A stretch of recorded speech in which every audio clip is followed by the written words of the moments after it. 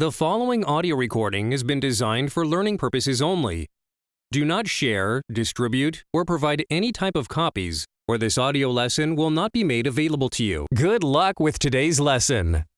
Rights of the parties are governed by the general principles of contract law. True. So far 5 through 8 are true. And Caleb, we're up to you for 9. Okay. The payee is the person named in the instrument to receive payment. Yeah. Yes. True. That's true. Negotiability is a characteristics of commercial paper. I think true. Yes, that's true. Will you go ahead and do number 11? You are who again? I'm still learning. None. None? Yes, okay. Article 3 of Uniform Commercial Code applies to negotiable instruments. I said true as well. Yes. Caleb, I'm gonna come back to you. And then I'm Okay. gonna go to Brad and we'll go down that way. Okay. This one is a multiple choice. Correct. But all of the above. And will you go ahead and just read the question so people hear? It says some of the different checks are teller's checks, cashier's checks, traveler's checks, and D, all of the above. Yes. And the chapter goes through all of them, so I Yep. put all the above. And it is all of the above. Brad, we're gonna come to you 13 and then we'll go Emma and then we'll go back.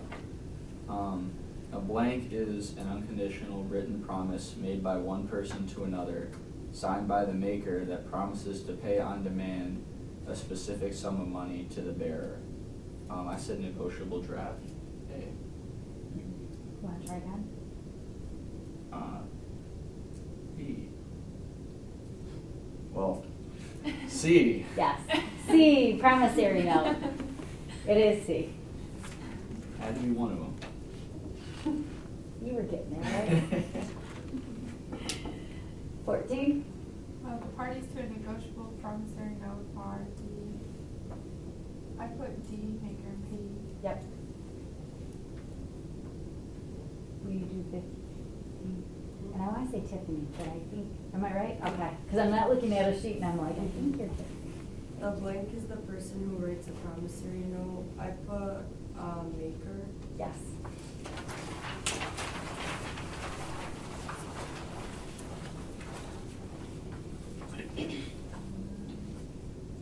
Some of the requirements of negotiability are A, must be evidenced by a record, must contain an unconditional promise or order to pay, and must be for some certain, or B, must be a record, must be signed by maker in a drawer, and must be filed with the court. Do I have to read all of them? No. Okay. I was saying, which one did you use as your okay. answer? I don't know if I'd read all of them. I didn't get that far. I think C. What was your first reading? What was your first thing you read? No, what was your first answer? When you asked me, do I have to read them all? The very first one. Oh, A. Yes. That's why I thought you were just answering A and reading the answer. no. That's why I was like, oh, no.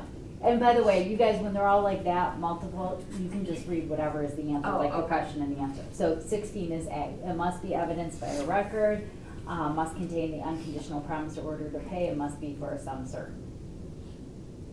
So what it is B, C, and D have stuff in there that did not need to be. Do you know what I mean? A blank has the capacity to become an acceptor. I said A, payee. Is Okay. it B, the drawing? Yeah, it's okay. B, dry. So 17 is B. 18? Blank is an order by one party to a second party to pay a sum of money. A. Wanna try again? C. Yes. It is C, draft. Blank is the characteristics that disguises the commercial paper and instruments from ordinary contracts, or what makes such paper and instruments special paper. That's negotiability. Yep. So D, negotiability. And Tanisha, you get 20. A representative should disclose the following on the face of the instrument so that he would not be liable on it. I put C, the principal's identity and the fact that the authentication was done in a representative capacity. Yes. Any questions on any of those questions and answers? All right, can we go ahead and do one? Yeah. Can you tell the difference between like a jar and a maker? It's the instrument.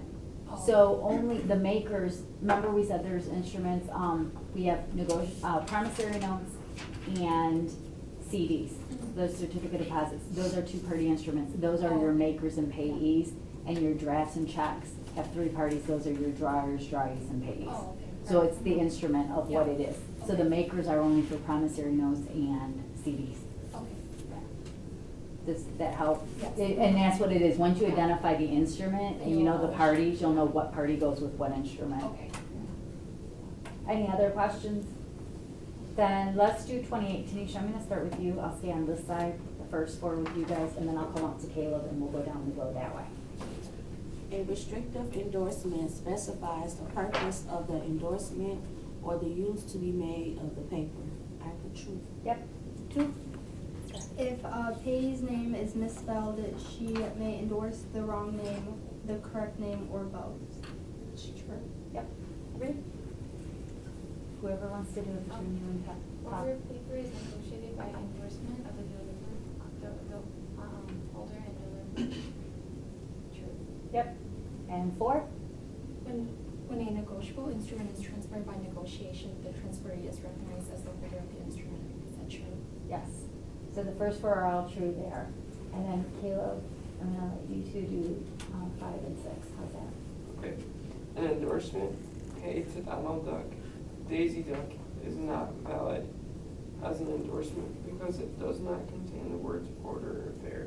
I put false, but I think it's actually true now that I think about it. Stick with your first choice. Okay. So It is false. This is a special endorsement and it does not need the words order or bear. Wait, so it, so. Because when they you- endorsed it.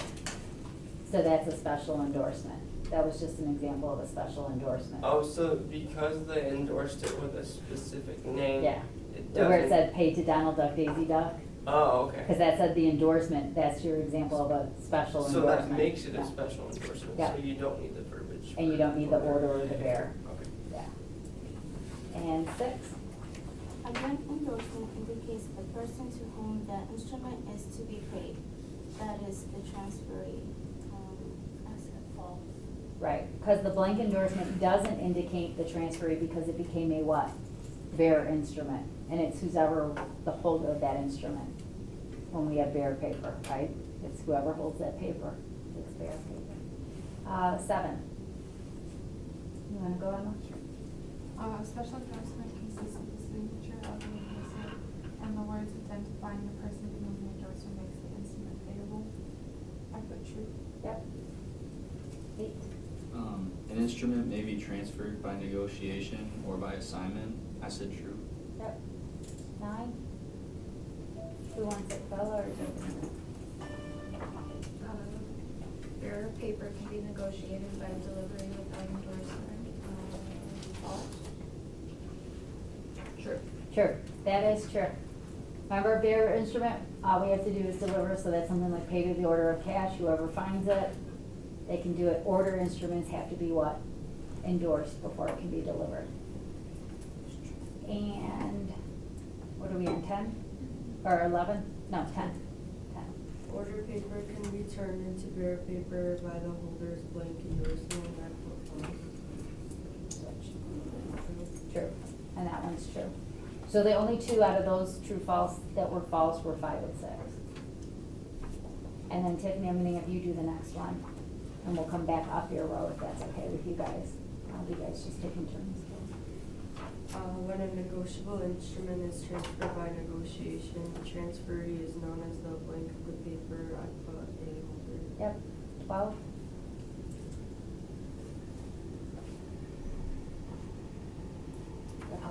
If a negotiable order instrument is transferred to another party without an endorsement, the instrument has been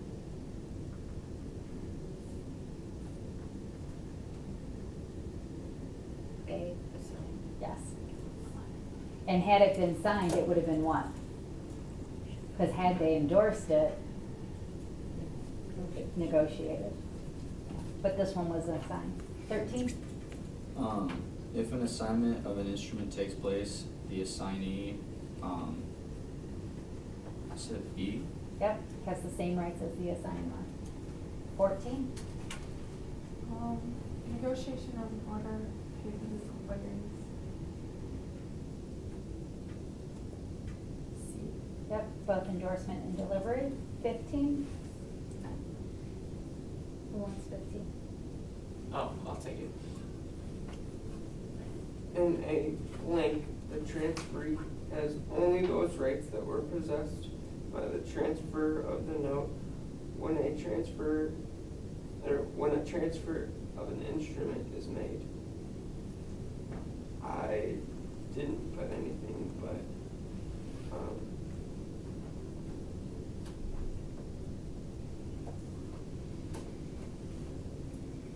I would say negotiation.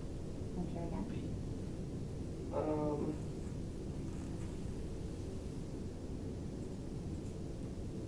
Oh, D?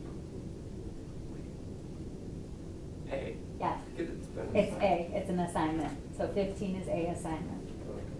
And 16? When a barrier paper is transferred by a mere transfer of possession, the one to whom it is delivered may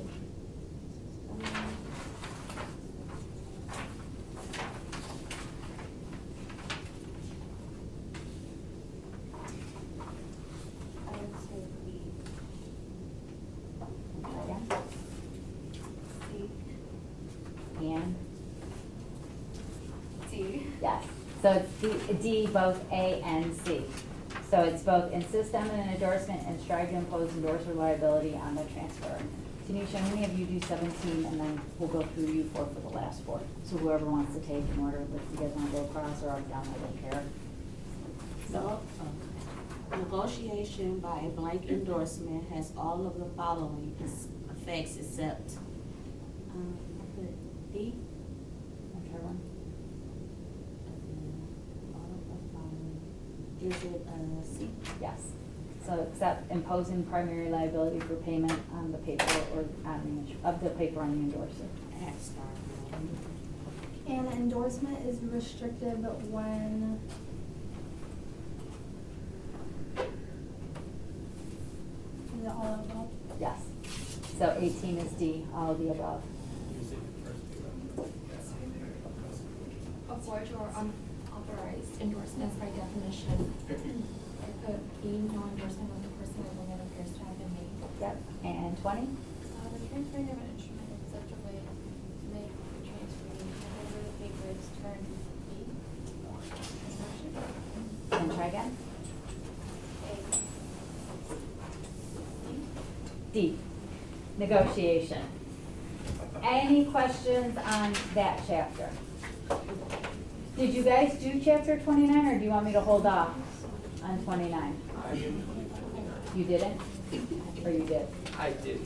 You didn't? Then why don't I hold off and next class we can do 29 What was first. 18? 18 was D as in dog. So it was all of the above. I'll give one more class for that in case you guys still had questions on that chapter and wanted to look at. And then what we'll do is next class I'll do 29 and 30. Because we'll go over 30 and stuff, and then that way you guys will know it. And you can see me after if you want, because I have answers to the first two is what we went over that study guide. So, yeah. All right, then let's get going. We'll get started on the material for you guys to help you on 30, because we're now up to checks and fund transfers. So what is a check, and why, and what do you think the primary function of a check is? So what is a check? A check is an example of a what? A negotiable instrument, right? It's this instrument. And what is the primary function of a check? Transfer money. Yeah, it's gonna transfer money between two people, so its primary function is for payment of maybe the drawer's own debt, right? They're paying something, so they're gonna write a check to somebody on behalf of, here you go, I owe you $50 for this, or I owe $200 on this bill, and they'll write that check out. Now, generally, when the check is drawn, it's drawn on the assumption then that the bank has the amount of money that is sufficient to pay the check in the drawer, from the drawer's account, right? That this drawer has has money in their account that when that drawee draws on their check, they have enough money to sit there and pay on that thing there. What do you think will happen though if the draft is dishonored? Who do you think is going to be liable if somebody dishonors this and doesn't pay it? Who wrote the check? The drawer, right? So if the draft is going to be dishonored, the drawer will be liable. If the drawer issues the check with the intent to defraud the other party, the drawer also could face criminal liability. So let's say I write a check knowing I don't have what? The funds. And I write now Caleb a check for $200, but I know I only have 20 in my account. That's bad check writing. I could be liable criminally for that. And also he could come after me for also what? His money, because maybe I owe him money for whatever I purchased, whether it was goods, whatever it is there.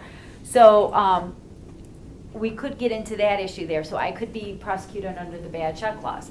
Now, the drawee bank owes a duty to the payee to pay the check if the bank accepted it. So if they accept the check, they're going to pay them on it. But again, it's going to come back to me then maybe as, hey, you had insufficient funds, and then what's going to happen is probably my bank will charge me fees for paying an insufficient fund check, and do you get where we're going? Unless I have overdraft protection and that type of stuff there. Now, generally, we said a check is payable on demand, but there's an exception to this rule. So what is the exception? If the check is post-dated, okay, then the check is not payable upon demand. And what happens is it turns into a time draft. Now, banks, however, are not obligated, though, to hang on to this check. So if I wrote Tanisha a check and I said, Tanisha, I'm writing you a check today. Please do not cash it until Saturday because I don't get paid till Saturday, right? Does she have to hang on to it till Saturday because I post-dated it and gave it to her today, even though it's... No, she could take it to the bank, and the bank could hypothetically pay that check, right, when it's presented to them. Okay, so we do know that can happen. There are checks, though, I will tell you what happens here is when the banks do pay, right, they're not obligated to hold on to the check until the date of the check, but they do assume greater responsibilities for certain types of checks, because this is where we have to go back to, what if they're dealing with a cashier's check? What if they're dealing with a teller's check? Do you get where we're going? A certified check. There are some additional responsibilities they may take then, depending on what type of check was given to them. So let's talk about the distinction then between cashier's check, teller's check, money orders, and then we're going to talk about certified checks. So we have cashiers, tellers, certified, and money orders. What are these checks again, and who writes them? If it's a cashier's check, I don't like the red as much, so I'll take blue in a minute. The cashier's check, this is a bank draws a check on itself, we said. We said the teller's check, this is where the bank draws a check from another bank. Okay, we said money orders. I'm going to drop to this one. We said could either be what? A bank or a non-bank that's issuing a draft. Let's talk about the certified checks for a minute here. Certified checks, these are checks that are accepted by the drawee bank. The bank agrees to pay the checks regardless of the amount in the drawer's account, which means if they don't have enough money, they're still going to what? Pay it, because we said they're going to pay it regardless of what's in the drawer's account, okay, upon demand for that payment. Now, here's the thing, though, that we have to kind of look at. Certification can be made by one of two people. It can either be made by the holder or it can be made by the drawer. If the certification is made, depending on which party makes that certification, it's going to determine which party then is going to be discharged, okay? So if it's the holder, it's going to discharge all the prior endorsers and the drawer from conditional liability. So if it's the holder that, obtains that certification, it's going to discharge all those prior endorsers and the drawer from liability. But if it's the drawer that obtained the certification, then it doesn't discharge any parties. You see where we're going? So depending on who does it will determine maybe who's discharged from liability there. Let's talk about presentment for a minute then, because we said the holder needs to seek payment first from the drawee, right? They have to present it. So you get paid the check. I give Tanisha now this check for $1,000. We'll say it's dated today, and don't worry, I have the money in the account right now at the moment. And what does she do? She's gonna go to the dry bank and do what? Present it, because she wants her money for payment. Okay, if the bank pays the check upon presentment, the dryer doesn't have any liability. Now, if the holder, however, fails to make timely presentment, all secondary obligors then are going to be discharged from liability. All right, so we get into these things, but before anything, she's gonna have to present it because we know the check is conditional payment. It's not really done until she presents it for payment there. Now, the drawee can also be discharged from liability to the extent the money the drawer lost from the bank's failure to make payment of the check due under the check. The holder goes to present a dated check that is endorsed. How long do you think the holder has to present for payment then? So I give Tanisha this check for $1,000. I say, here you go, here's the check, dated today. How long does she generally have to hang on to this check before she has to present it? We're assuming I don't put anything on the check either, because sometimes you'll see checks have what? Days, right? This check is only good for X amount of days. I didn't put anything on my check. This is a personal check. I wrote her for $1,000. How long does she generally have to take this check and present it for payment? Is it 90? Yeah. She has 90 days, which is really what? 3 months. She can hang on to this check. You know, I've already deducted it from my account. Hopefully, you know, I'm not writing against it then, knowing that it's not in that amount. Because she really has 3 months to go do it. Doesn't mean she's gonna go tomorrow on me. It doesn't mean she's gonna go in 2 weeks. You know, and this is where sometimes when you're balancing the checkbook, you'll go, oh, so-and-so still hasn't cashed that check because I have a lot more money in my account than I show, right? Because until she presents it for payment, there. Now, if the check, let's say I've seen some companies, they'll say this check is valid for 45 days, then you're gonna have to probably present it within what? 45 days, because they're telling you it's no longer good after 45 days on the thing there. But general rule is the 90, okay? Failure to do that may result in the secondary obligor's discharge then of liability. Now let's talk about if the bank refuses to pay the check. Tanisha goes, she presents that check of $1,000 to the bank, and now they refuse to pay it. What do we call this when the bank refuses to pay? A dishonor, right? Now they've refused to pay, so we have a dishonor, and the dishonor occurred. The holder of the instrument then has to notify the drawer of the dishonor. So here, because she got the check and the bank refused to pay the check, she's probably gonna call who? Jennifer, I went to cash your check today and the bank wouldn't pay it, right? They dishonored that, okay? Now, what happens here really fast is the holder has to notify the drawer of the bank's dishonor. It can be done either orally, it can be done written, right? Or electronically. The bank also has to give notice of the dishonor. So they're gonna notify and say, hey, we refuse to pay the bank and this is, or we refuse to pay it and this is why, okay? But they have to give it by the next banking day, and the holder of the check actually has to give notice within 30 days of learning of the dishonor. You know, most of the time though, if she had a check from me for $1,000 and she goes to pay it, she's probably gonna call me within a week and not wait that full 30. You know what I mean? But she does have 30 days to let me know of that dishonor and stuff like that, because she's probably gonna want her money. You know, and at that point, she might not even want another check from me. She might say, what? You go get me cash, you know, or I'll come with you to the bank to make sure I get my money, things like that. What do you think is the most frequent reason for dishonors? What do you think is the most frequent reason that banks will dishonor paying a check?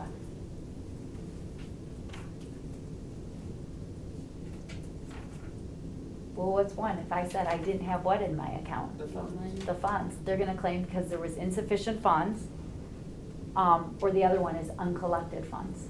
So it's for insufficient funds and uncollected funds. It's the most common reason that banks are usually dishonoring checks. Okay. What would be uncollected funds? You can't collect it. It's uncollected funds, you know what I mean? The other one is you don't have the money, or it's uncollected, we're not gonna be able to collect. But again, when we get to insufficient funds, is the person doesn't have enough funds in their account. They can't pay this and they don't do it, which is why a lot of times your banks will hook up for you overdraft protection. So what they'll do is they'll hook it up to another account that has money, like maybe like your savings account. That way if your checking is too short, but they know the money's in where? The savings. They won't charge you then that insufficient fund check cashing fee of depending on your bank, I've seen it as high as $35. And I don't know what all the other banks charge. I've seen it where it used to only be $25. Then it was 30, now it's like 35. So, and I don't even know if it's ever gone up. And if anybody has a bank that charges more, feel free to inform us so we'll know. There. But the overdraft will occur if the bank pays a check, but the drawer doesn't have the sufficient funds in an account to cover that check. Any excess payment the bank pays, right, to this person, can be treated as a loan from the bank, and they can get their money back then from you. Which is a lot of times why you can see why the banks charge you guys fees for certain things. You know, and the customer then has to go and repay that amount. Now, if there's a joint account holder, but the joint account holder doesn't sign the check, creating that overdraft, then the joint account holder will be relieved of any liability if they didn't receive any benefit from the check that they did. So we get into those type of things there from the proceeds of the check. A duty, bank also has a duty to maintain confidentiality of the customer's information, because you are somebody who's actually, you know, you have an account with the check, they have this duty to maintain your confidentiality, which means that they can't go and disclose certain information. But under the U.S. Patriot Act, banks, financial institutions, businesses, they do have to report certain activities involving certain transactions. So for example, if you're dealing with $10,000 or more and you do a transaction of $10,000 or more, the bank is going to have a duty to disclose that. Okay? They're going to have to do those type of things there.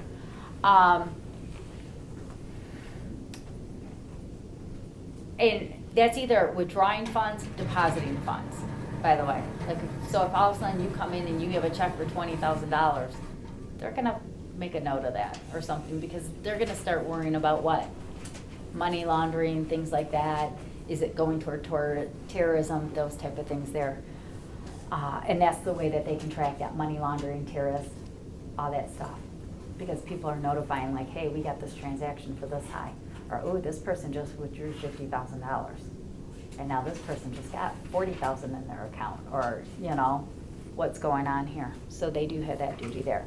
They also have a duty to pay its customers checks upon demand to the extent that the customer has the funds in that customer's account. What if the bank pays a check, though, that's been presented and it's more than 6 months after its date? So now I gave Tanisha the check, dated today. She doesn't go and cash this $1,000 check that I gave her until 7 months later. Does the bank have to pay? And why not? Because it's past the date. Yeah, it's past that date, then you don't have to pay. What if the bank does pay? Hopefully the money is there. Well, and do they sometimes take a little more responsibility than liability by paying? Because really, we'll call that a what? Stale check, right? It's past its date, the bank does not have to pay. It's not required to pay unless it's a certified check, which that gets to, do you remember we said certain things, they might have certain duties? But because mine was just that personal check, they don't have to pay it. They can look at it and go, we're sorry, this is a stale check. It's past the date. And then what she might have to do, though, is call me up and say, Jennifer, I'm really sorry, I never cashed your check. It's been like 12 months now. Would you be so kind to reissue me another one? And I can tell you a situation where I had that happen. I mean, not excessive. I live in, I don't want to say complex. I live in a subdivision where, yes, we have association dues. And I remember one time I wrote the association dues, and when I say it's not excessive, it wasn't. It was only like $90. I mean, that's relatively cheap when you hear some of the other associations. Mm-hmm. And I remember our treasurer, which I knew her quite well because it's one of my friends, she's like, I can't find your check. And I said, well, do you want me to rewrite you another one? And she's like, no, that's okay, don't worry about it, blah, blah, blah. She goes, I'm sure it's here somewhere. It was so funny because a new treasurer took over, and all of a sudden this treasurer, new one, calls me up and she goes, hey, you know, because this check of mine had never cleared, and I never wrote it back in. I just kind of let it just sat out, and I never stopped payment. We'll get to stop payment in a moment. And the new treasurer calls me and she goes, hey, I found your check. It was buried at the bottom of the box, stuck somewhere underneath something. Like when she got all of her box of information from the prior treasurer, it kind of like slid under something half. And she goes, so I have this check here. And I said, oh, well, the bank will probably never pay it, because I knew it was well past 6 months. I mean, this was like I'm like, do you want me to write you a new check? No, I'll see if the bank will pay it, blah, blah, blah. Who do you think called me back 2 days later? No, she did. Yeah, you were right, they wouldn't pay it. Could you please reissue me another check? Because I told her right off the bat, I'm like, if you want to try, but they're not going to pay it, or they shouldn't, you know. I'm like, and I'm more than willing to write you another one because I knew I had to pay the amount. Like, to me, it was no big deal. It was something I had to pay, and I already deducted it.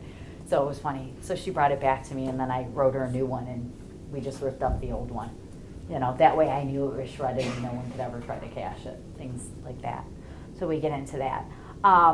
The bank can also pay checks really fast until it knows of the drawer's death. So I have my bank account, right? If I were to die today, they can still pay on all my checks until they're what? Aware of my death. And here what'll happen is, even if they're aware of the death, they can pay up to 10 days. You know, checks coming in and stuff like that. But again, if something were to happen to me, my kids, my family, you know, like your spouses, whatever, they're gonna wanna notify the bank that, hey, so-and-so died, especially if you're the only one on the account, because they don't want people, what then? Getting access to your, you know, checks or anything, and then start forging and go, well, we were just paying because we thought this was this person, and it really looked like their signature because it's an exact clone, or things like that. So you get into that. The drawer can issue, I said, a stop payment order on check, because I kind of mentioned that. Remember I said the stale checks, or after a while, or let's say you lost the check. I can order a stop payment on the check, or maybe I realized I wrote it for the wrong amount, and I said, oh, don't cash your check, I wrote the wrong amount, I'll write you a new one, things like that. The drawers often do this if the check is lost or mislaid. That's probably the most of the time. You know what I mean? But I'll be honest, I am someone who's notorious. I've never done a stop payment. I just usually leave them out there. I figure either they're going to be too late, too old for them to cash, right? Because there's a reason why.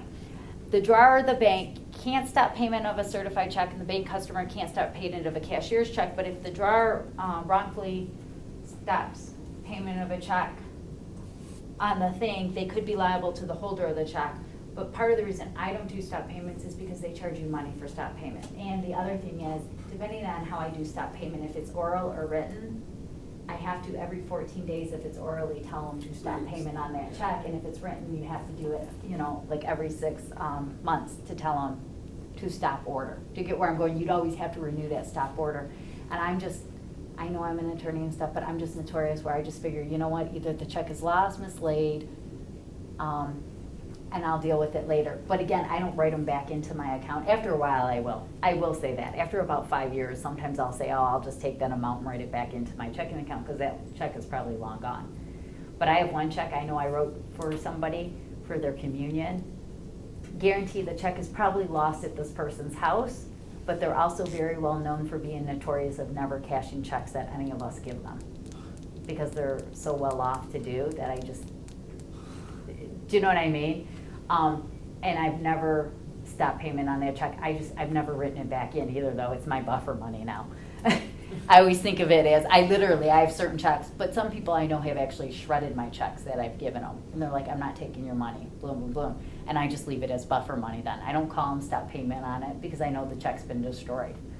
You know, that's the other thing too. If you know you wrote a bad check, and let me rephrase that, I shouldn't say a bad check. Let's say I wrote an error on my check, and you're not one that shreds it right away. At least if you have it sitting around, just at least write non-negotiable void on it, because what are you doing?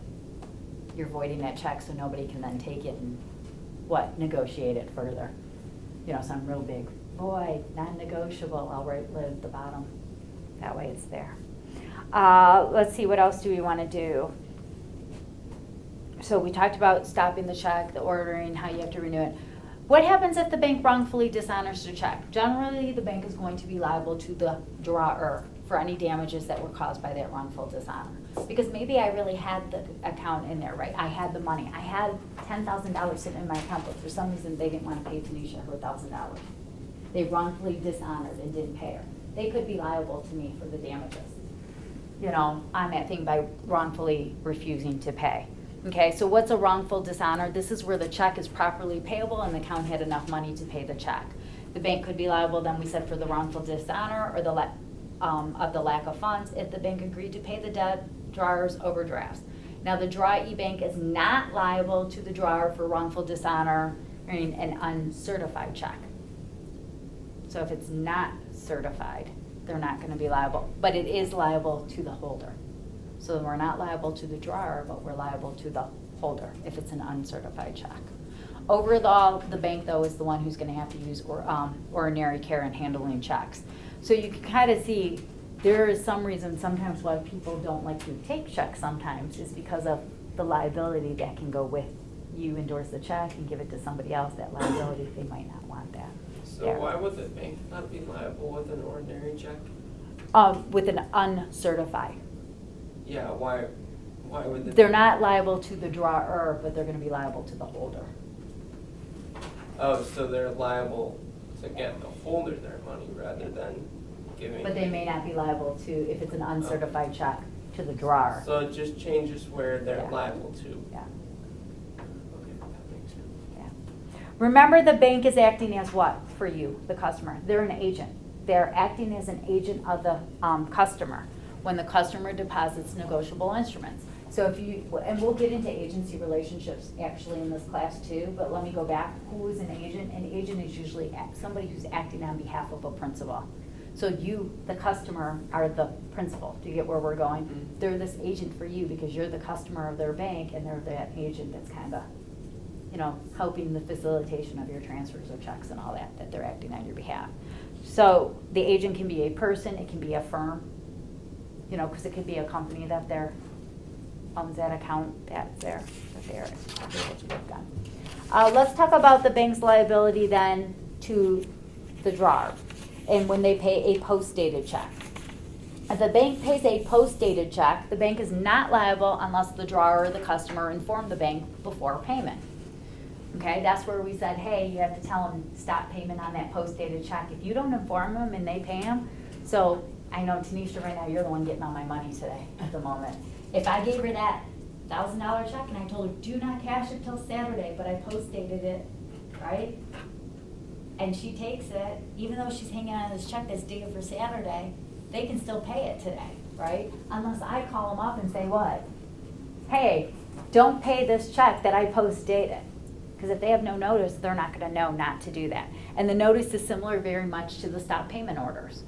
So if I wanted to stop payment on a check, and I called up and said, hey, don't pay on that check there, it's very similar to the thing there. And when the bank is given that stop payment order, it has to have reasonable time in which to put that order into effect. Which means if they did pay it that day, you kind of sometimes can't blame if you say, well, we already paid it that day because I called that day. And you say, give them that reasonable time frame in what? To get that put into place. You know, it's not like instantaneously, well, I called, you should have done it. But now if 2 weeks went by and I called 2 weeks ago to tell you not to pay on it and you paid, that probably was reasonable to get something in place to let people know not to what? Pay on that, okay? If they do pay the check after it was notified to stop payment, it had the sufficient time, they're gonna be liable to that customer and drawer for the drawer's loss. If they pay a check that had been forged, the bank is gonna be liable to the customer because it should have known the customer's signature. That's why they're always asking you to do what? Update sometimes your signature card. Because they may go, whoa, you created this account back when you were 15. Now you're 20-something and your signature looks a lot different. Or maybe when you opened the account, you were 8, right, as a minor, but they had you sign because you could sign. Your parent was probably on the account with you too, but do you get where I'm going? Now they might say, ooh, your signature is much different from when you opened your account to today. Please update that signature. But they're the ones who should be asking for ID and that's why they say that they're liable to the customer, because if it was a forged endorsement and somebody forged your name, they should have known what your signature looked like because they could have looked at what? What's in their records, what's on that signature card. So we will do there.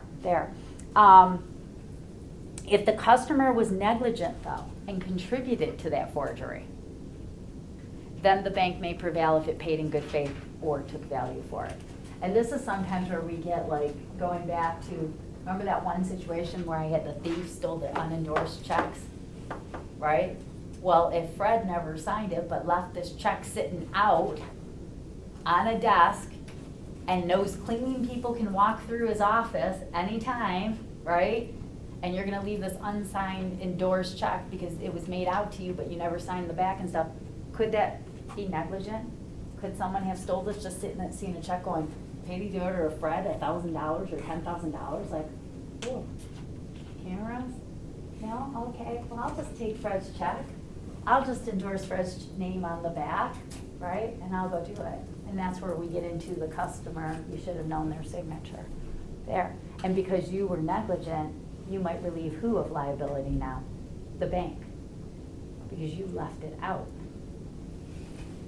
There. The dry bank must credit its customer's account upon discovery of the forgery and notification of it. The dry bank can also go after the person presenting the check for breach of warranty. So whoever was the one presenting it, if Tanisha, let's say I wrote a check to her and now Abby forged Tanisha's signature, sorry, I'm bringing you in as the forgery person, right? Do you see where we're going? And now the bank can go after Abby and say, well, wait a minute, now we know who really forged the name. We can go after that person. There. Any questions so far? When we talk about the dry bank and they can go after, okay, they could also go down the train of transfers because maybe it was transferred where actually Tanisha transferred that check over to Abby. Abby may have transferred it over to Kim. Do you see where we're going? And now it gets stolen. They might go down that chain there, depending on there. Or maybe Abby did forge it and then transferred it, what, further? To Kim, and now we found out eventually that, oh, there's been a forgery down here. You know, after Kim presented it, we realized it there. Dry banks can also make its customer signature if the customer deposited a check without endorsing it. So the bank can endorse their customer's signature for them on that. Okay. If the check's been altered and a greater amount is entered and the bank pays that greater amount, the bank is liable to the drawer for the greater payment. Again, if the drawer was negligent in the check, in that check writing there on that happening, you could be barred from getting the recovery. So what it's saying is, if you kind of think of your check, pay to order, what they're saying is maybe I had here 100, right?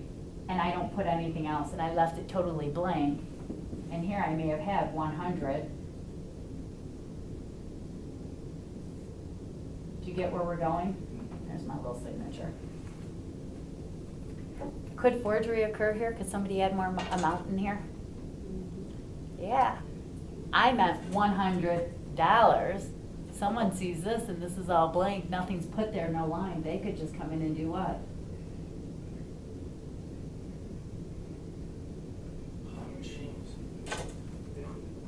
Because which one controls? Words always, right? If there's discrepancy, words should control over what? Numbers? Well, did you contribute to this? You know, a lot of times that's why, again, many of you may not write checks, but like if I want $100, I'm gonna do this, $100. Even though this says dollars over here, you know what I mean? But I still specify $100, you know, or $47 and that. So you do get into that type of thing there. Realize there is a limitation on forged and altered checks and the reporting of these. When the bank pays on a forged or an altered check, the customer needs to notify the bank of the forgery or alteration properly upon learning of it. So as soon as you learn that, oh, wait a minute, I just learned, let them know. Sometimes you're not going to learn right away. You might discover what? Later. You know, it's not like the next day, oh my gosh, somebody did this. So as soon as you learn, you should let them know. Banks are allowed to substitute electronic checks. That's with the check card 21, all that type of thing. What they're starting to do now is when you do this and you go to stores, the stores will take the check and do what? Sometimes hand it back to you. And then they'll give you a receipt that says this has been done as an EFT, electronic fund transfer. That means they're taking your money right then and there. So here, you better make sure if they're gonna do that, you better make sure you have enough money in your account. Do you get where I'm going? Because they're notifying you. And the way you should know that they're doing it as an EFT is they're usually giving you your check back. If they didn't give you your check back, they're sending it through like a check. Or at least they gave you a receipt saying it's an EFT, so you know you are aware that that's how they're treating your check. Is this when, like, you're paying a check or you're receiving a check? You're paying a lot of times by check. Like if you're paying, they'll tell you that they're doing it as EFT because then they're going to treat it almost as if you're giving cash. Okay. But the banks, what they'll do is they will accept EFT transactions too, which is, do you know what I mean? Yeah.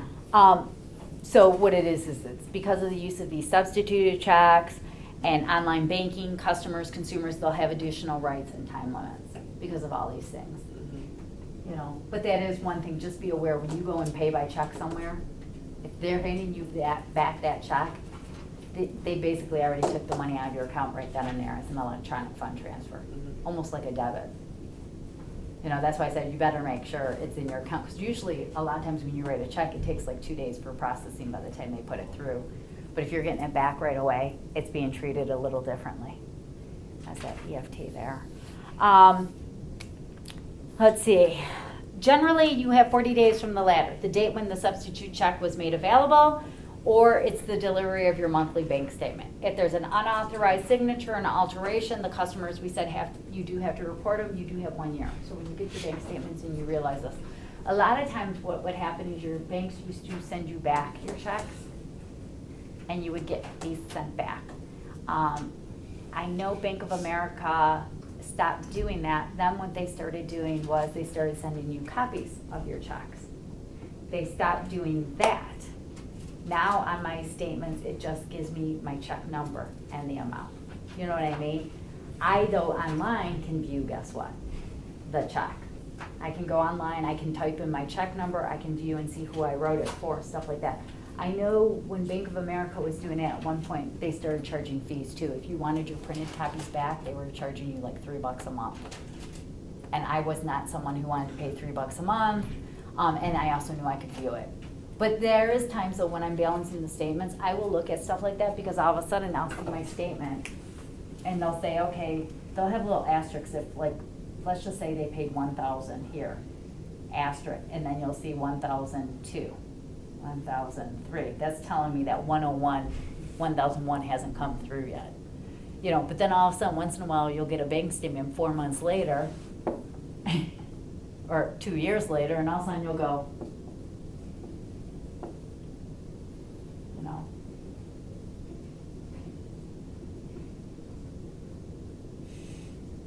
You're like, whoa, I know that's one of my really old checks. What was that? You know? And I actually found that happen once, but it wasn't at the old check, because the old check was actually a check I had really written, and I could find that one. It was one of these checks, they accidentally put a wrong number in. That made it older. That was the one I think I told you guys that the bank told me they couldn't correct. I'm like, how can you not correct it? So I just, in my little notes of edits, I could go in on my online banking. I made a note and just said, this is really check blah, blah, blah. At least so if I ever went back and looked at that, I could go, oh, that's check so-and-so to who, you know, so at least my record, because after a while, I get rid of all my stuff. I do not hang on to all my little statement books, you know, it's like, oh, let me shred out. There's only so much I want to hang on to, type thing there. But you do have that time frame. EFTAs, Electronic Fund Transfer Act, that does govern your electronic fund transfers, okay, by consumers. And it covers ATMs, any pay-by-phone systems, any direct deposits, withdrawals, point-of-sale terminals. So what happens is under our Electronic Fund Transfer Act, the EFTA, it carries maximum liability provisions to protect consumers against loss or theft. That way if something were stolen, let's say I lose my debit card, right? And I don't realize I lost it yet, and somebody starts using it, and all of a sudden I go to use it 3 days later, and I realize I lost it. If I call the bank, it's going to put some protection on me on what can the bank charge me for, okay? So what happens is if you do timely notification, then the consumer's maximum liability for use by a thief then is $50. You see where we're going? But if I never notify them, I could be liable for, guess what? More. So you want to notify them right away, or at least freeze your thing so nobody can use it when you get that, because sometimes you can lock it down and freeze it if you don't think you lost it right away, but you think it's misplaced. And then if you really can't find it, I would call them and say, hey, I froze it, but it's lost and I can't find. Fund transfers made by businesses are governed by UCC, the Uniform Commercial Code. The Federal Reserve regulations is another thing that will govern them. Some states have also adopted Article 4A of the UCC, and this governs your fund transfers. So you can start seeing the Uniform Commercial Code starts applying other articles. Usually 4A and all that applies to the banking. What are fund transfers? Fund transfers, they don't involve any physical transfer of money, but they're communications of instructions or requests to pay a specific sum of money to the credit of a specified account or person. And this is where I said, like, when I deposit a check, sometimes they'll give me back a receipt because they've automatically treated it like an electronic fund. And that's why I said, if they don't give it back, they're treating it more like a check. Or at least give you something to tell you. But if they give you that little slip sometimes and not give you the check, but they'll give you a slip that says this was an EFT, they're treating it right then and there as a thing. And they're giving you notice of that to help you guys. Okay. Originators start the funds transfer by making the payment order while beneficiaries receive the funds. And when we have certain errors here in our fund transfers, the bank committing the error will absorb the loss. Generally, the bank is going to be liable if the error involves the wrong beneficiary or the account number, excessive amount, or duplicating. I've had times where I've actually been, my bank 1 month had deducted $100, never sent me the check. This is when I was getting my check sent to me back at the time. I was deducted $100. The next month, the check was actually in with all the checks, and they actually deducted me another $100. So they paid this check, guess what?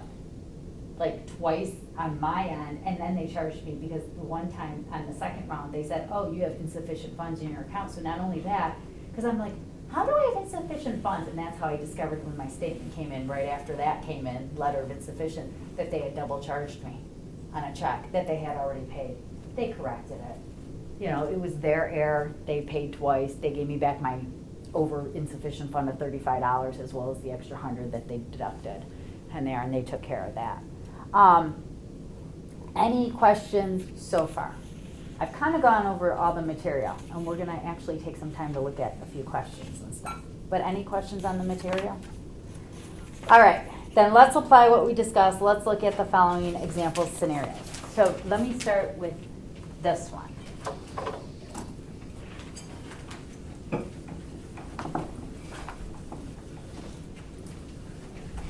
Kind of long, so be patient. So after drawing the Empire check, Princess Leah stops payment on it, right? So Princess Leah writes a check. And by the way, the check is going to Darth Vader, just so you know.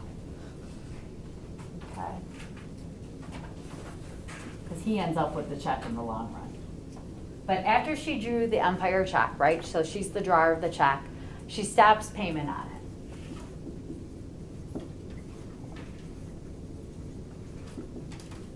Shortly after she drew on it, okay? Using the appropriate bank form to stop the payment. At the time, there was a balance of $40,000, and she withdrew at a time when Empire had a balance of $40,000 and withdraws all but $10,000 from the account. Now, Darth Vader, he presents the check to the Bank of Alderaan. All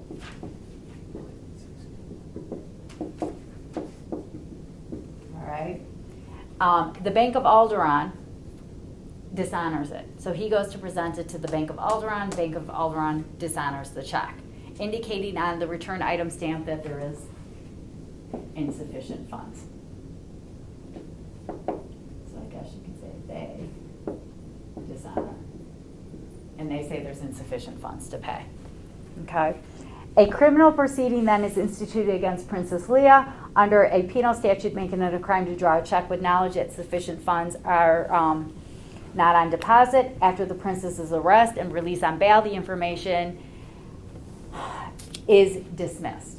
Okay? Princess Leah now turns around and she sues the Bank of Alderaan alleging the above facts, and she claims damages for the harm to her business reputation and credit and for legal expenses in connection with her criminal charges. So she turns around and sues them for what? Dishonoring paying this check to them because she had more than enough. On the Bank of Alderaan's demurrer to the complaint, what decision? And when you're considering your answer right now, and you guys can talk among yourselves, and I can repeat this, you want to consider whether Princess Leah is a customer, whether there was a wrongful dishonor, and would it be advisable for the Bank of Alderaan to check refer to maker on all checks dishonored? So would you guys like me to repeat my story one more time? And then I'll let you guys discuss. Okay, so after drawing the Empire check, Princess Leah stops payment on it using the appropriate bank form for stop payment at a time when Empire has a balance of $40,000 and withdraws all but $10,000 from the account. When Darth Vader goes and presents the check, the Bank of Alderaan dishonors it, indicating on the return item stamp insufficient funds. A criminal proceeding is instituted against Princess Leia under a penal statute, making it a crime to draw a check with knowledge that sufficient funds are not on deposit. After the princess's arrest and release on bail, the information is dismissed. Princess Leia sues the Bank of Alderaan, alleging the above facts and claiming damages for harm to business reputation and credit and for legal expenses in connection with the criminal charges. On the Bank of Alderaan's demur to the complaint, what decision? Consider in formulating your answer whether Princess Leia is a customer, whether there was a wrongful dishonor, and would it be advisable for the Bank of Alderaan to check, refer to maker on all checks that are dishonored. So go ahead and take about 5 minutes and discuss with your colleagues what you think.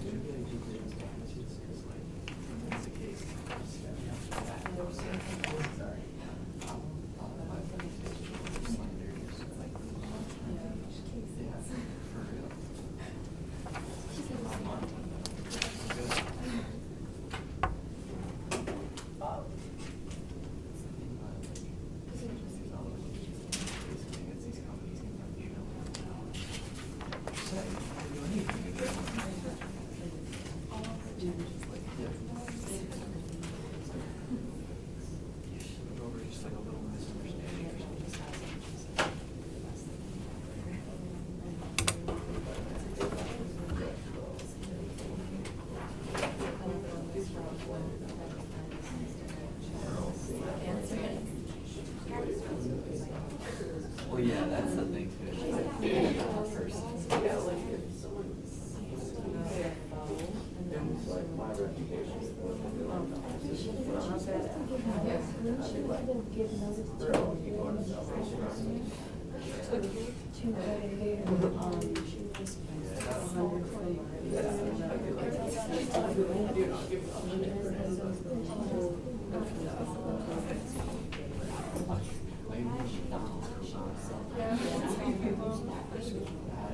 I guess it all depends on what happens. If you go to jail, like, if I go to jail, like, you better be paying. Well, I think it's just like. It's gonna be a discussion. Okay, I'm gonna go check on others. Come back, is that okay? Okay, then I just come back. Yeah, because they're gonna make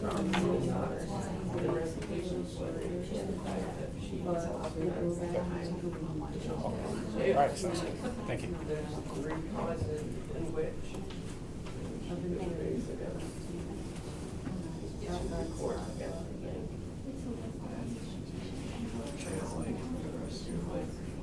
Yeah, they need.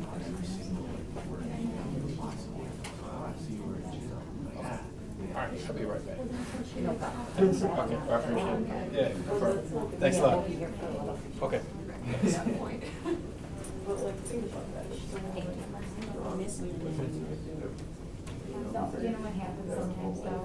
whacked up the next time they I may have took one too many people too. Cause I mean, I do 9 here.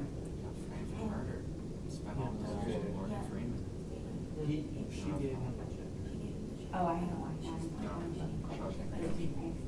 I would see. Oh, okay. That, well, 13, but you guys are probably out here. And I'll double look, 'cause it looks like 7. I'll figure it out. You 4 are here, I'll figure out who did it. I think everybody can. I know, that's the It's not on one of the strings. It's like Oh, I know. See, I'll figure it out eventually.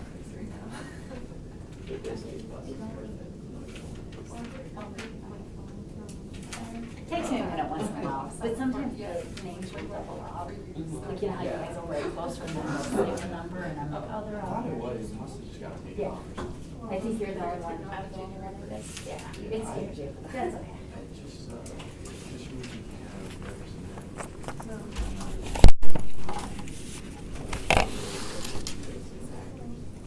It's about getting forges on the checks and stuff. How are you guys doing on this one?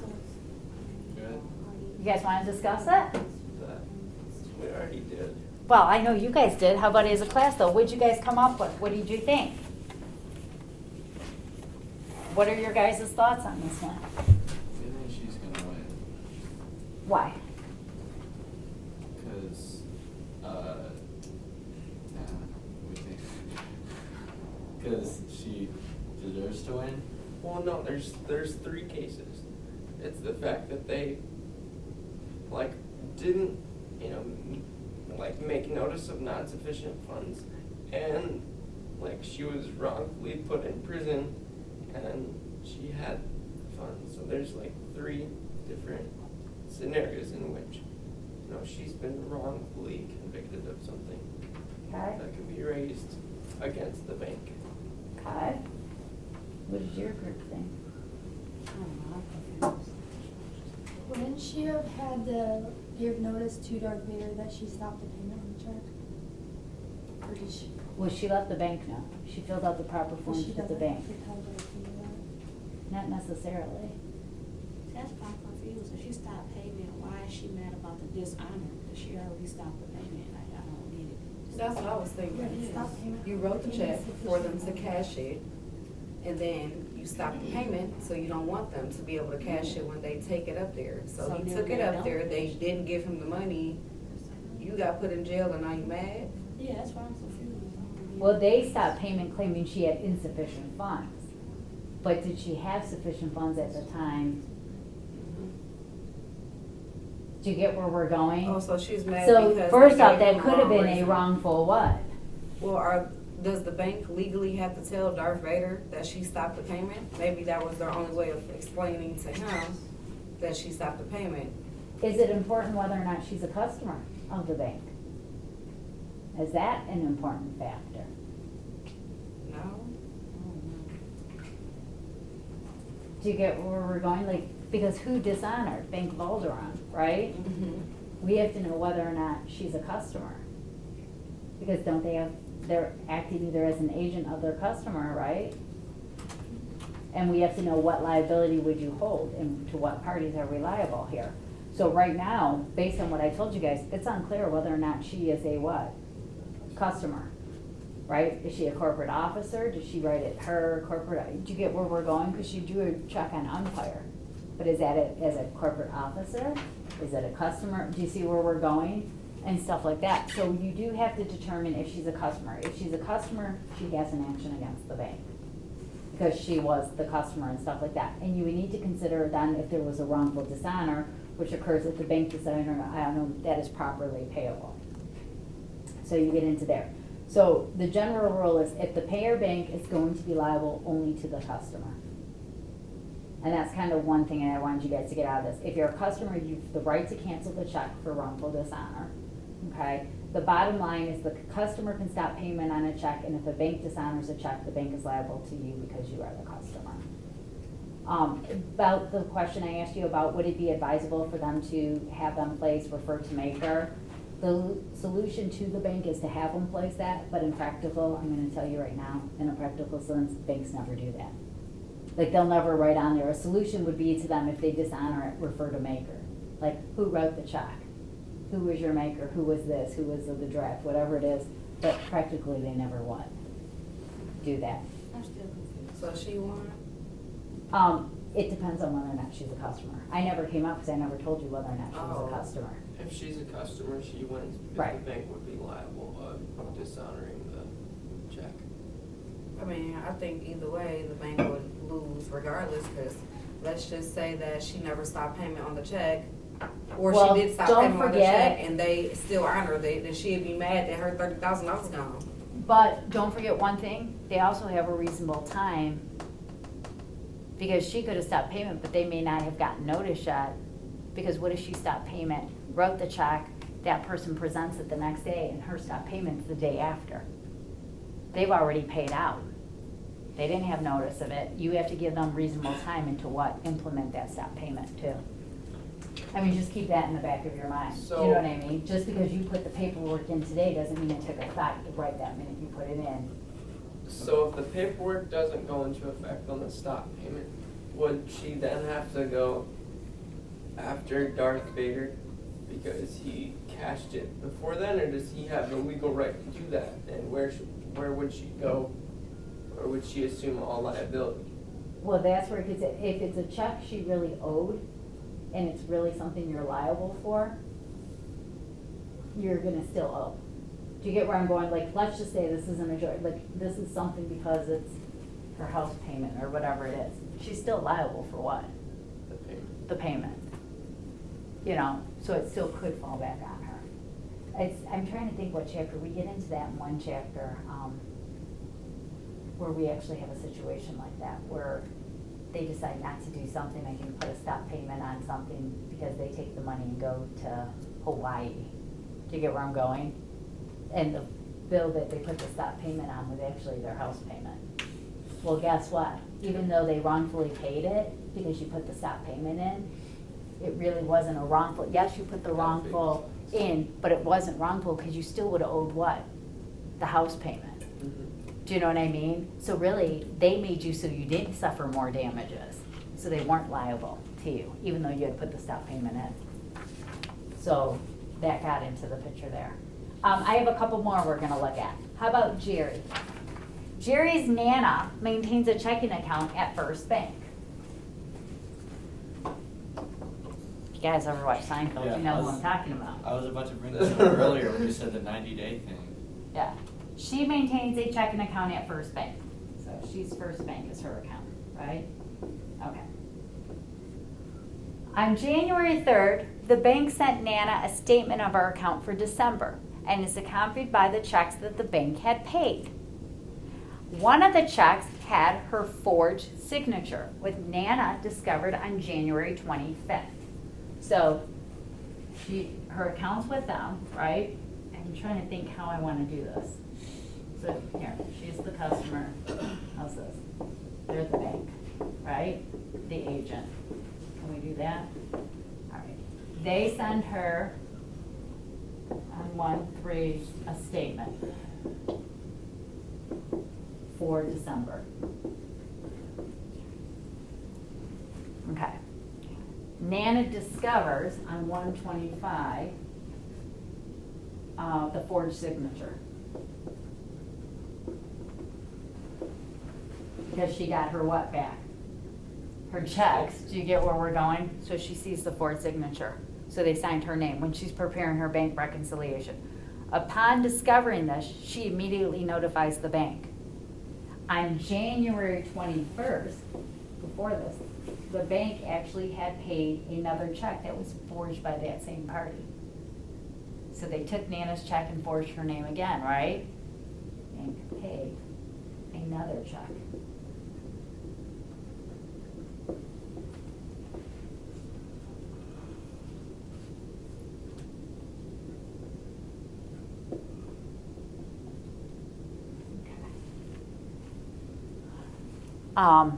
And it's the same party who had forged on that check that she got in her statements for December. Who must bear the loss on the forged January check?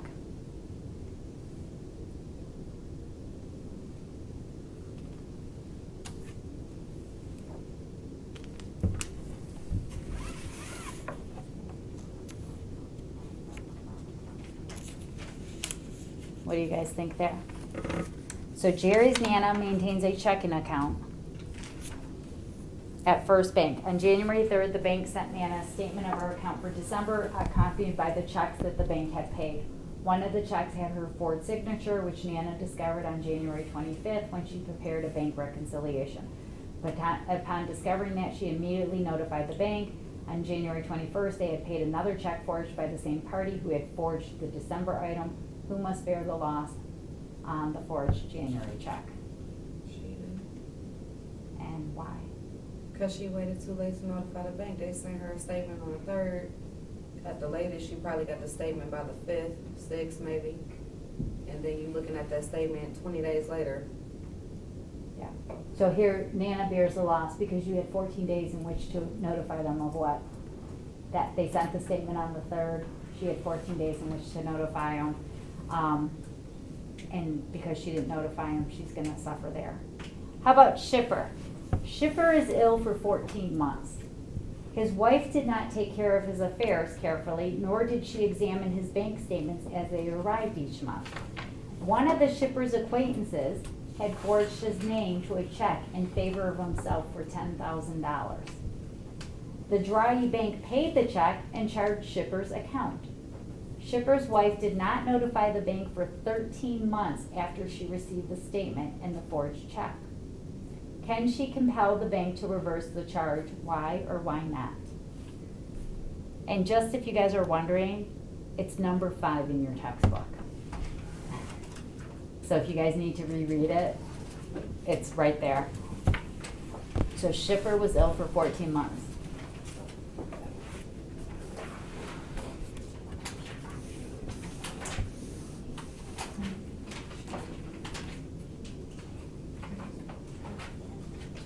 And by the way, my Nana story with Jerry was number 7 of your textbook. If you guys want to circle so that way you guys can go back to them.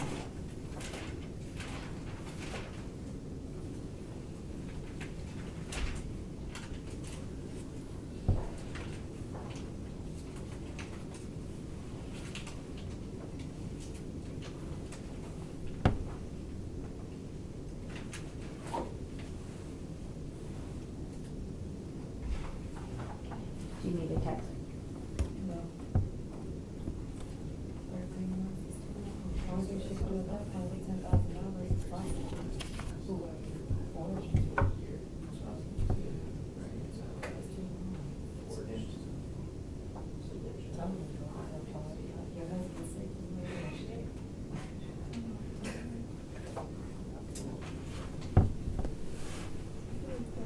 And he must be balling if nobody knows. They can send me my account, call her, maybe if she's on. But she could be his legal representative though. He might not be it. She might just be his legal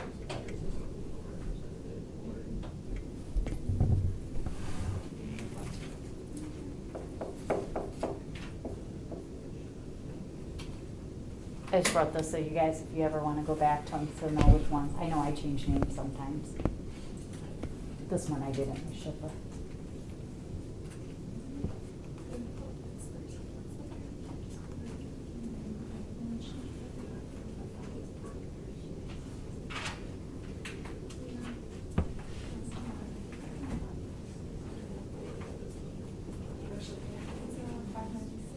Well, yeah, I don't understand that I want to follow the definition of how long, wondering how well off these two are. It's like if you did 10 grand, this goes. Well, yeah, you don't say 13, like in 10 grand when I'm missing one, I'd be in like, even more than that. And so that could fly. No.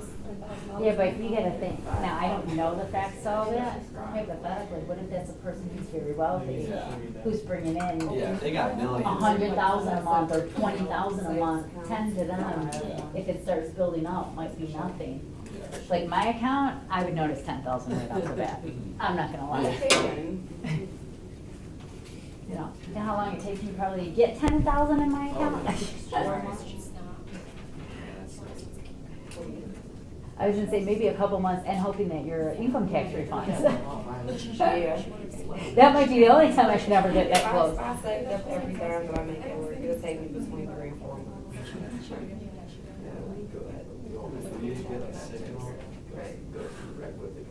So what do you guys think with Shipper?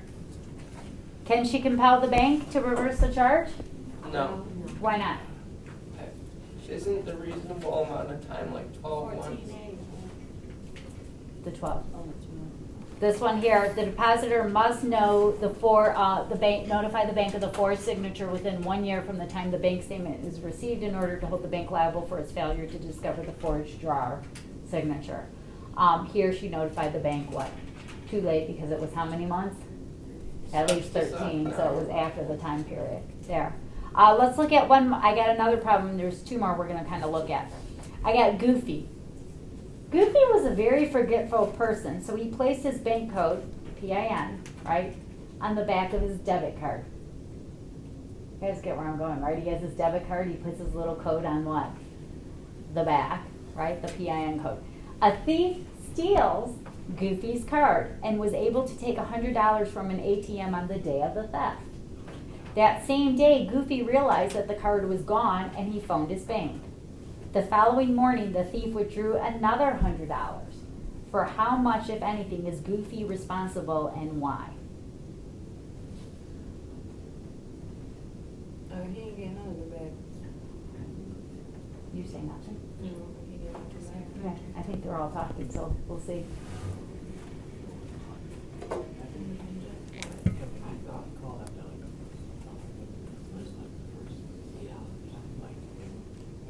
Do you guys picture Goofy right now from Disney? They tell you do not, like, his whole past life, that's what's back on the card. So when he had that thing on the back of the card, he was like, that's like, why did she only have 14 years my password? She gets Well, then something. she did alert the bank. So it's like, give you my This was, password, you say, oh, Look, I see. yeah, it's like, you know what I'm saying? Everything that you do, I had that. Write it down, go Should make you feel forced. buy a pen in my name. I left my card sitting right here. Yeah, I mean, she alerted them, and then they withdrew more money after that. because she's not going to be able to, because one gets into, it gets tricky in there, because there's two more. One is 14 days and one is you get into there. Cool. What do you want us to do? I just thought I'd let you know. I mean, this is, unless people are learning, sometimes they don't know all those rules. This is the age like when you get into those 30 shades, you're telling me, yeah, I'm gonna go to bed.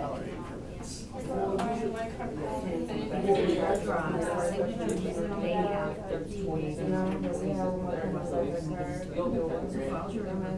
Well, maybe I'm like the privilege to see what's going on. After that, you guys can take it, go. You do it to Mexico. Get going with your 10. Take your 10 grand out of there. And then leave.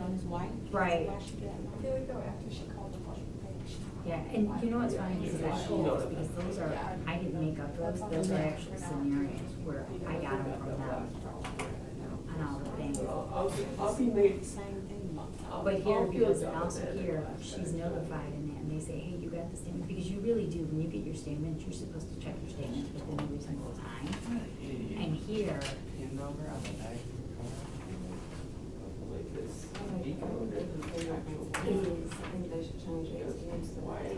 because this one had my finger to her statements, this one she doesn't do the statements, so she has to go for 14 days right now. She really waited too long, I mean, because she was the one taking care of it, she waited too long. And she never notified him, because 13 months after, usually they'll tell you you have it, this is what you do, but it is usually. What I do is I don't. Do you know what I mean, of reviewing your statements, and then when you found out that, oh, we don't know what this is for. I just use the same password. Upon receiving the order, you lost it. Same password. Variation. Capital, lowercase, something like that. Or, yeah. Well, she may have had it as she recorded it. Change the punctuation or something. There's something. Because there is a sign, but it's funny because one says one and one says one, and that's what it's waiting for. And so we're not making it. And And I'm like, Grandma's I birthday. don't know. And then Yeah, you I'm can't like, really pass it on. It's not the last 4 years. Like, what if it's like a fortune code or whatever, I get into it, Usually, and it's saved like on my face, I need it, so like, sometimes my. I don't know the code, but it's saved, I'm like, cool, hope it doesn't remember it. Documents, No, I went to the but I bank. usually don't show. I balance my, some people will balance. Yeah, some companies. They can't be your phone number like the Yeah. last I 4 mean, digits. I have an idea, Yeah. but you should see when I'm balancing, sometimes I'm like, oh, They make shit, it this true. was a bad month, I forgot to do like 3 checks, or, like, last month it was terrible, I was making adjustments, and I was going, oh my gosh, I forgot to deduct this. I changed from Oh, Slack I to will, that. debit. So I'm like, I'm like, I gotta get my playlist in here. I know, That check one. around, what the hell was I thinking, oh, this one's off by this, like, it was so funny, I had 3 or 4 adjustments, and I'm like, good thing I have extra money in my account, I haven't bounced it. It's like, what was I doing that month when I was writing stuff out, you know what I mean? Yeah. But I, Just make you know, sure that's it why I leave doesn't that money out there, burn. you never write it back in, because I'm like, Like if you it have saves me sometimes when I have an ad. You know, cause I have like actually It's nice $600 though. The problem is when I start counting against it.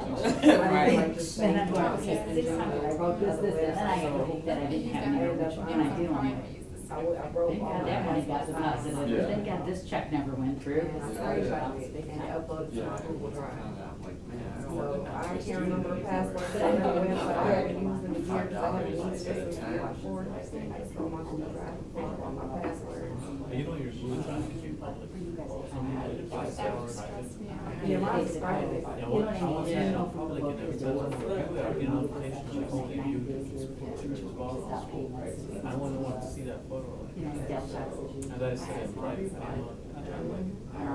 That's why I left, because they can pay postage, but after 6 months. So, That's why I think they were saying like the 2020, remember that they need so to it's check. a common thing. That you should write 2020, or somebody could write 2021, then it's supposed to be And that's why I say, yeah, but sometimes those statement numbers, you might argue and go, look, I'm at 7,000, and that check's from 5,000. 2 years have gone, you know what I mean? Why would I hold on to a check for 2 years? A lot of this new technology is trouble. You know, but I can see where they're going at. I grew up with floppy disks. What'd you guys think for the last one? With Goofy? They don't floppy disks. Grizzly said he gets nothing. Nothing, not a, Why do you say nothing? because he should have never wrote his PIN number on the back of the card. He's held liable because of that. Most debit cards or cards in general will tell you on the card not to write your PIN number down or any personal, identification on the card. So once he did that and the card got lost or stolen and someone used it, first off, it was an ATM cash withdrawal, so you're not gonna get that back. You would just have to, pursue the person, Does everybody report. agree on nothing? That sounds right. I think you might get the second 100 back that was taken That's what out. I thought. Yeah. That also sounds right. So you say the second 100, why do you say the second 100? Because he called the bank and told them, and then the next morning, another 100 was taken. So they didn't freeze the account or did whatever with the account. Okay. So Would they they- couldn't. But would you have to provide reasonable accommodation to freeze the account? I mean, reasonably, it shouldn't take that long. But is there a constituent that says you have to give the bank X amount of time to freeze this stupid account? Or, Well, usually when you call yeah, like it a doesn't card take, and lost or stolen, they cut it off right then and there. okay, so that wouldn't be, Right. They need to find a new bank. They called them and they were just like, cool. Good to know. So we have 0, 100, any others? How many think 0? Right, because I'm torn. What, one hand wants to go with 0, the other hand with 100? Split the body in half? It's like, they're an idiot, so I don't want to have them get their money back. But at the same time, just because they're an idiot doesn't mean they shouldn't get their money back. that's what I said, so. How many say 100? Just curiosity. What's the general rule? Isn't it 50 or less? You are maximum liability, if you notify it, right? You're limited to what, $50? failure to notify within that time frame increases the consumer's liability to $500. So here, Fifi would pay the $50 because the consumer notifies the bank within 2 days after learning of a loss or theft of a card is limited to a maximum liability of $50. Failure to notify within that time increases their liability to $500. How much time do they have to like notify the bank? Well, he didn't notify within, it says within 2 days. Customer who notifies the bank within 2 days. Is liable. But you're gonna wanna notify within, I mean, if you don't discover it for a week though and realize it's gone, you know, you wanna notify within, Yeah, as soon as you within, know. yeah. Because what it does is it lowers the amount you could be liable for. But like if I knew about it and waited 2 months to then notify, here, and yeah, I do agree with you, was he negligent? And if they found that out, they might try to say, well, we shouldn't have to pay because of your negligence, or they might have clauses in there that say, however, if you are negligent, you will forfeit. Again, you're gonna have to go back to whatever maybe is stated there. But doing the general rule, because he notified them, he would be limited to 50. Any questions on that so far? I was gonna look at one more with you guys from the textbook. That one was number 3, by the way. I was really dealing with Helen, who did that one. But let's, or, sorry, 3 is what I wanted to look at, you're right. Thank you, I wanted to look at this one with you guys. Number 3, we have Adam Paul Strager, APS, opened a checking account at U.S. Bank. Just below his signature card for the account, he wrote, "Call if I bounce a check." APS bounced several checks, and each time U.S. Bank covered those checks, but it did not notify APS of the bounced check status. The result was that APS continued to write checks, and U.S. Bank had to request funds from him to cover the overdrafts in his account. APS refused to pay the amount due because he argued that U.S. Bank had breached its agreement with him to report all bounced checks. Discuss whether U.S. Bank had the obligation to notify APS of the bounced checks.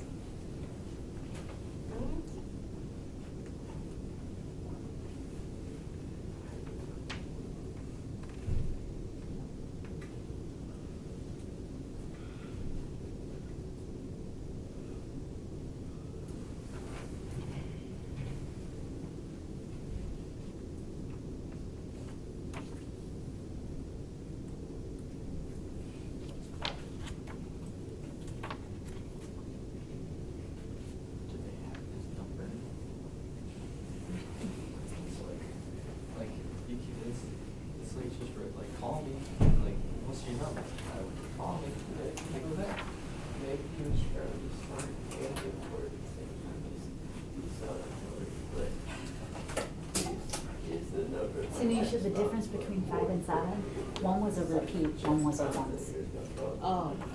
That's what I had to relook, and I'm like, there is a difference between the two, and that's why I went back. One is a repeat forger. Do you know what I mean? And one is just a one. Yeah. I had to go back, and I'm like, there is a difference between the two.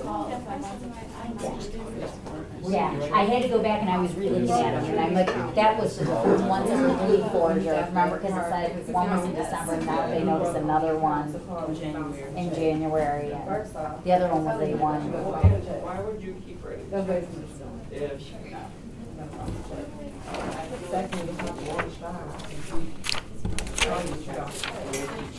he didn't know about the checks for it, I'm not perfect. What it happened, they didn't, they sent me over.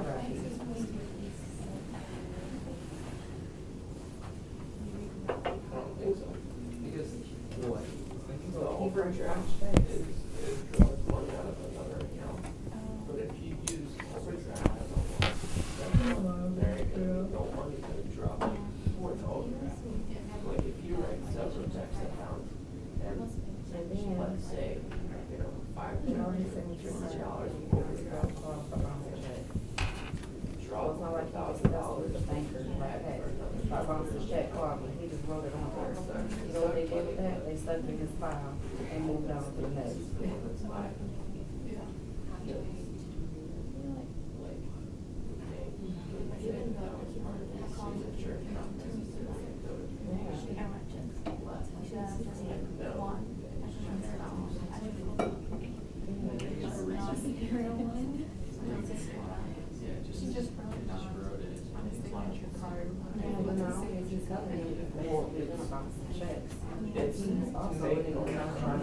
check.